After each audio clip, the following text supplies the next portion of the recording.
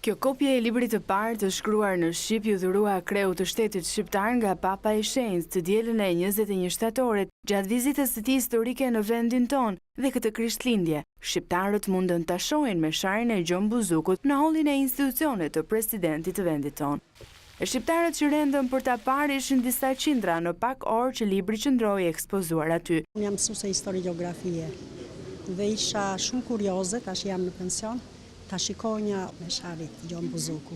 Ndoshta nga që i kemi përfolur, i kemi të dëgjuar, i të sjell diçka kur e shikon vetë. Ndryshe sikur përjeton diçka tjetër, sikur e prek me dorë, po themi. Sjell një ndjesi ndryshe.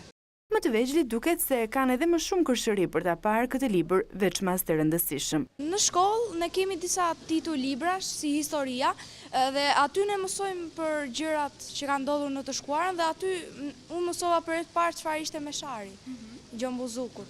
Ishte shumë kënaqësi ta shikoje, megjithëse kjo është kopje, është shumë kënaqësi e madhe ta shikosh.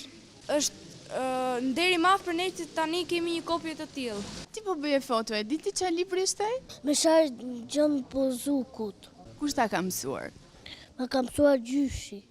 Ekspozimi i mesharit këtë 25 dhjetor ishte një vendim që asesi nuk mund të qejë rastësishëm. Ideja për ta hapur institucionin pikërisht në këtë ditë të shënuar lidhet sigurisht me përmbajtjen e mesharit. Ne kemi hapur mesharin në një faqe të veçantë ku përshkruhet liturgjia e cila zhvillohet në të dielën e parë të një serie të dielash i paraprin Krishtlindjet.